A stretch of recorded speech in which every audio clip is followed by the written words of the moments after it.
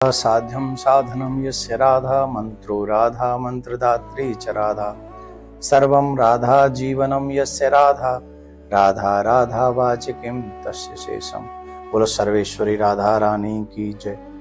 हम आपको आज राधाष्टमी के विषय में बताएंगे। आप बड़े ध्यान से इस प्रसंग को श्रवण करें, इस वीडियो को सुने और राधाष्टमी आने से पहले सभी लोगों को इसको शेयर कर दें।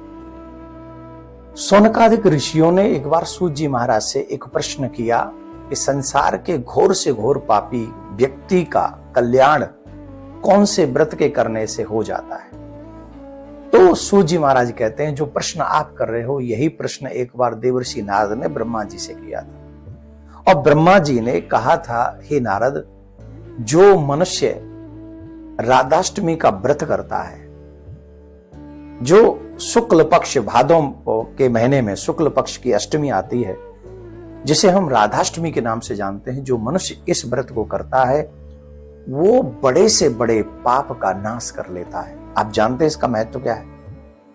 कितना भी बड़ा ब्रह्म हत्या रहा हो, कितने भी बड़े उसने पाप किए हो, कोई भी संसार का ऐसा पाप नहीं है जिस पाप को करने के बाद अगर व्यक्ति राधाष्टमी का व्रत करे और उस पाप से वो मुक्त न हो जाए।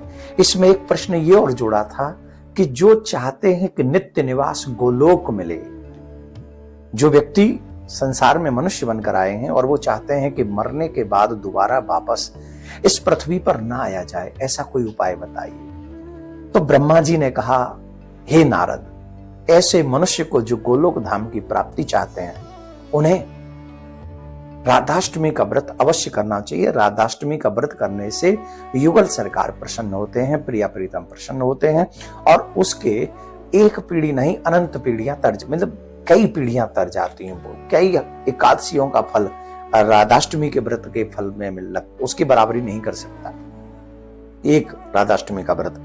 तो वो जो राधाष्टमी का व्रत है उसके विषय में एक कहानी भी आती है, कथा भी आती है कि एक लीलावती नाम की स्त्री थी, बड़ी सुंदर थी। सुंदरता के कारण उससे अनेक पाप बन गए थे और पाप बनने के कारण वो स्त्री जब एक दिन नगर के बाहर गई तो वहां को संत महात्मा ऋषि मुनि राधाष्टमी का व्रत कर रहे थे। तो उन्होंने पूछ लिया, तो उन्होंने बता दिया।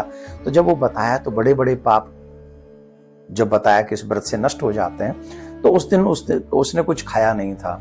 आते समय उसको सर्प ने डस लिया, तो उसने मनी मन ये संकल्प कर लिया था कि मैं व्रत करूंगी राधाष्टमी का, जिससे मेरे समस्त पाप नष्ट हो जाएं। उसने वो व्रत किया। सर्प के डसने से यमराज के दूत आए और वहीं यमराज के दूत जब लेके जाने लगे तो भगवान के दूत आ गए और उसे गोलोक ले गए। ये कहानी मैंने शॉर्ट में सुना दी आपको। जो व्यक्ति राधाष्टमी का व्रत रखता है वो कुल के कुल तार देता है अपने। जान के रहे वो तो अलग बात है, अनजाने में भी जो रह गया हो ऐसी स्त्री का भी कल्याण हो गया।